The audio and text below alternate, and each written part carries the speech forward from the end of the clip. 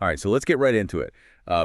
What happens when, a political party's leadership doesn't really reflect its voters? For We're sure. talking about the Democrats and this whole gerontocracy debate that's been kind of swirling around. Our experience and, a few gray hairs, Mhm. always assets in politics. Hmm. This is a fascinating question, especially after the recent U.S. election, where the Democrats struggled and there's all this internal debate about the age of their leaders. Yeah, and we've got this Newsweek article that really kind of set off some fireworks online about this. So we're going to unpack it and see if it's just like political gossip or something more. What's interesting to me is this isn't just some abstract debate, right? It's like playing out in real time with real consequences for the Democrats. It's exactly. The article hones in on Congressman Gerry Connolly, who at 74 was just elected to lead the House Oversight Committee. Pretty key position. He beat out Alexandria Ocasio-Cortez, who's 35 and a rising star in the more progressive wing of the party. Mhm. And to be clear for our listeners, ranking member means he's the top Democrat on that committee, even though the Republicans control the House overall. Right, and it's not just this one position either. You've got other senior Democrats in these really powerful spots, like Richard Neal at 75, Frank Pallone, 73, Maxine Waters is 86, Rosa DeLauro is 81. I mean, these are powerful people, and they're all, significantly older than the average Democratic voter. Okay, but Connolly argues that his 15 years in office, his experience and his track record are exactly why his colleagues chose him. Makes sense, right? Mm. It's a common argument that institutional knowledge is super important in Washington. Oh, Okay. absolutely. There's a lot of truth to that. You think about the complexities of legislation, the back and forth, the negotiations. I mean, these are skills that are honed over years, even decades, Hmm. not something you just pick up overnight. True. But that's where the counterargument gets really interesting. The article quotes critics, people like Joanne Reed, Brian Tyler Cohen, David Sirota, Dan Pfeiffer, and they're saying, hold on, experience isn't everything. They're concerned that the Democrats need new voices, new ways of communicating, especially if they want to connect with younger voters. Yeah, and that argument really taps into this larger trend we're seeing, not just in politics, but in society as a whole. Like there's this desire for authenticity, for leaders who can connect on a personal level and understand the challenges that, their generation is facing. To go even deeper, the article brings in two political science professors with kind of different takes. David B. Cohen from the University of Akron called it a huge mistake for Democrats not to elevate people like Ocasio-Cortez. He says the party needs stars like her to bridge generational gaps and attract new voters. Cohen's argument is interesting because he's essentially saying this isn't just about optics, right? It's about sending a signal about where the party is headed. Are they willing to embrace new ideas and new approaches?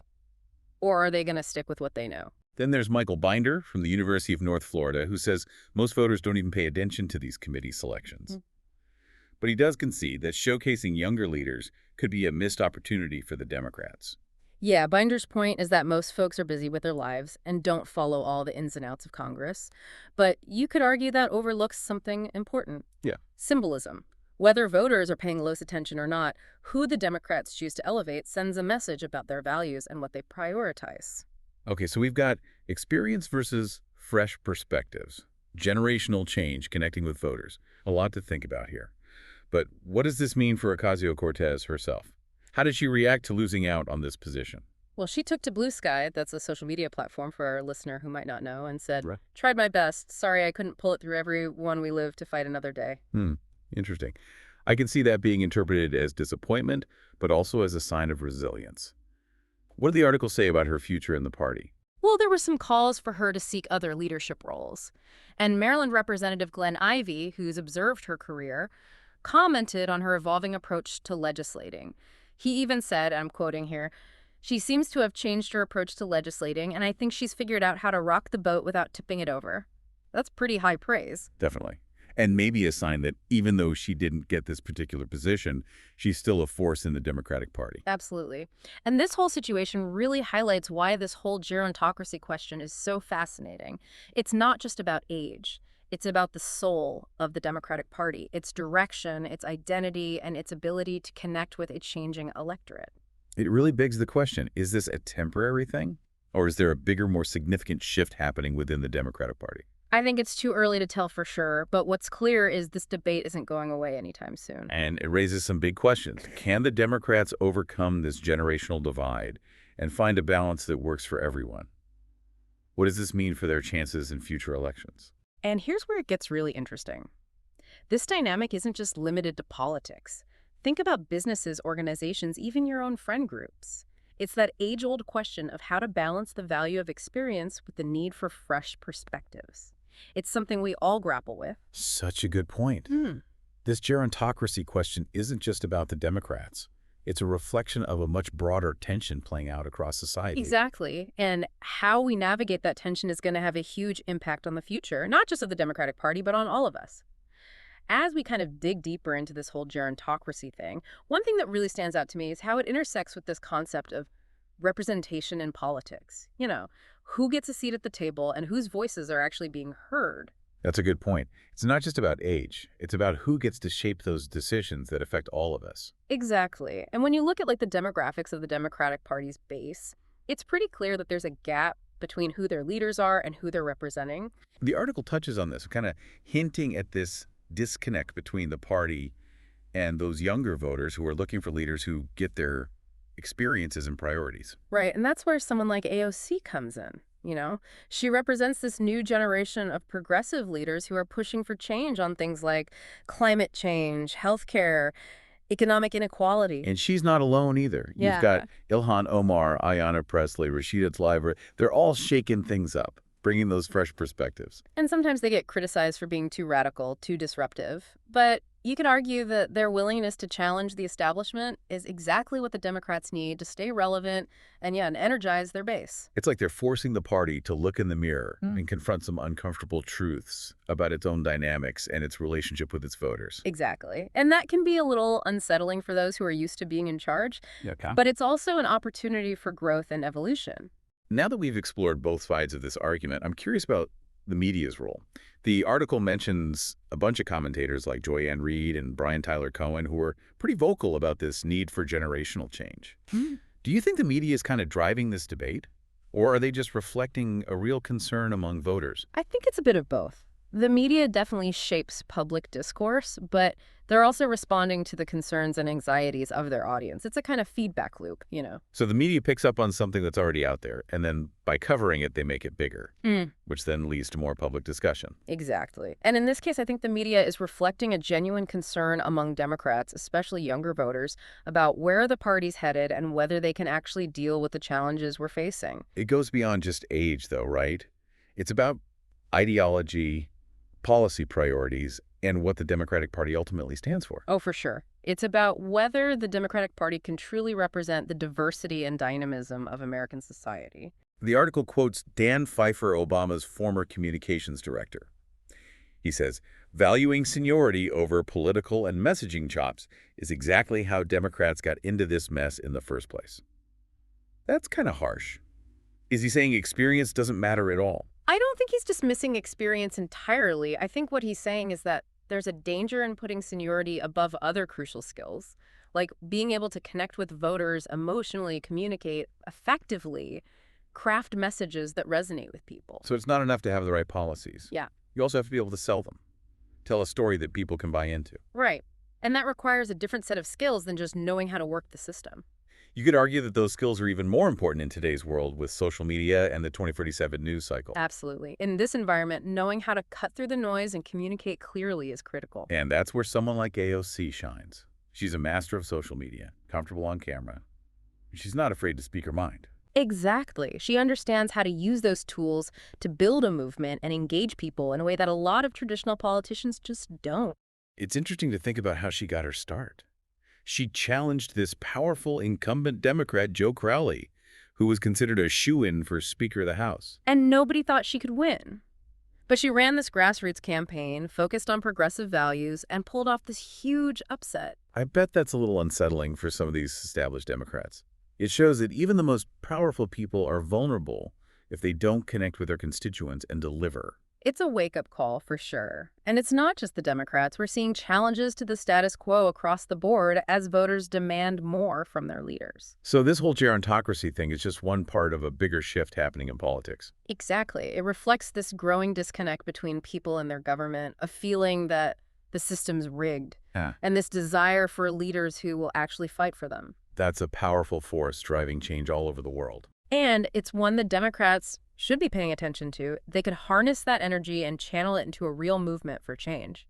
Exciting thought, but let's not get too ahead of ourselves. We need to keep the bigger picture in mind, right? Good point. It's easy to get lost in the details. What does all this mean for the future of the Democratic Party, and maybe even more importantly for American democracy? We've covered a lot of ground here, and I know our listeners' head is probably spinning with all these ideas, Hopefully in a good way. of course. Okay. But before we wrap up this part of our deep dive, let's try to summarize some of the key takeaways. Sounds good. What are you thinking? Well, first there's this tension between experience and fresh perspectives. We've heard arguments for both sides, and it's clear there's not an easy answer. Right. Experience brings knowledge, the ability to navigate a complex system, but new perspectives bring fresh ideas, a willingness to challenge how things have always been done, and often a deeper understanding of the struggles that younger generations are going through. And then there's this increasing importance of connecting with voters, which feels more critical than ever. Yeah, it's not enough to just have the right policies. You have to be able to communicate them effectively, create a narrative that people connect with. And we can't forget about the media. They're not just reporting the news. They're shaping the narrative, highlighting certain voices. And ultimately, they have a big impact on public opinion. They have a responsibility to provide context, challenge assumptions, and present a range of viewpoints. So where does all this leave us? We've got this gerontocracy debate happening inside the Democratic Party.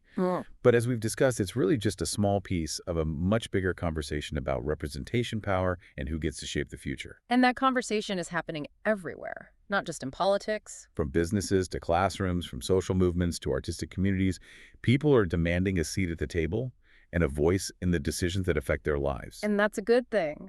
It means people are engaged, and they're demanding more from their institutions. It's a sign that our democracy is alive and kicking. Okay. I think we've given our listener plenty to chew on. What's next? We're not done yet. In Part 3, we'll explore some potential solutions, some ways forward that could help the Democratic Party, and maybe even our society as a whole, figure out how to navigate this generational divide and build a more inclusive and representative future. I can't wait to get into that. Until then, dear listener, keep those wheels turning. Welcome back to our deep dive into the Democratic Party. And this gerontocracy question. We've talked about the arguments, the tension. So now what can actually be done? How do we move forward? That's the million-dollar question, right? Yeah. I think the first step is to realize this isn't about choosing sides. It's not experience over youth or the other way around.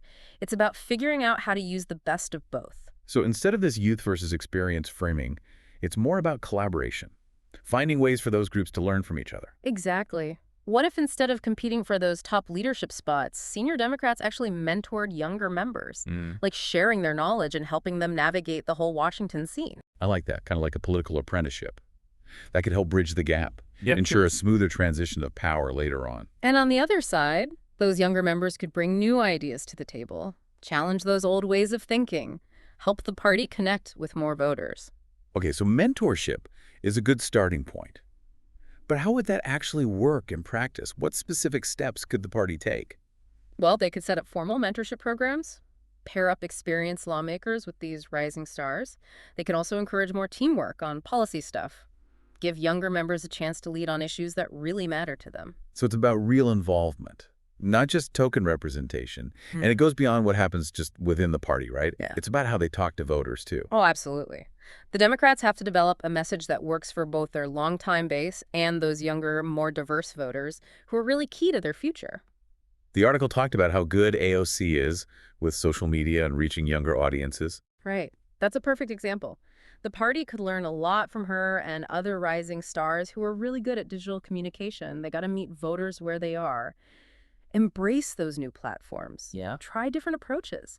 Amplify those voices that resonate with a wider range of people. Moving away from that top-down approach and being more conversational, more relatable, more human. Exactly. It's about showing voters that you get their concerns, that you're listening, and that you're working towards a future where everyone has a chance to thrive. And that future includes tackling things like climate change, economic inequality, social justice issues that are really important to younger people. For sure. The Democrats need to be pushing for bold, progressive policies that actually offer solutions to these challenges. Yeah. Show that they're not just about keeping things the same, but about progress, hope, building a better future. That's all inspiring, but let's be real. There are going to be some tough decisions, some internal battles about which way to go. Of course, change is never easy, especially in a big, complex institution like the Democratic Party, but it has to happen. What do you say to those folks who argue that experience is the most important thing, that the party needs to stick with those seasoned leaders who know how to work the system in Washington? I'd say experience is definitely valuable, but it's not everything. You need vision, courage, and a willingness to adapt, and sometimes those qualities are found in people who haven't been doing things the same old way for years. Sounds like it's about finding that balance between wisdom and new ideas, continuity and change. Exactly. And it's about recognizing that the future of the Democratic Party, heck, maybe even the future of our democracy, depends on our ability to come together, embrace diversity, create a space where everyone feels like they belong and their voice matters. You've given us so much to think about. Any last thoughts before we wrap things up? Just this whole gerontocracy thing, it's bigger than just politics. It's about how we as a society think about experience new ideas and how we create opportunities for leadership across generations. It's a conversation we should be having everywhere, not just in Congress, but in our workplaces, communities, even our families. I love that we all have a role to play in building a future that reflects the best of what every generation has to offer. Couldn't have said it better myself. So listener, we leave you with this. How can you contribute to a more inclusive, dynamic, forward-thinking future? Think about it. Talk about it. And most importantly, act on it. The future is in our hands.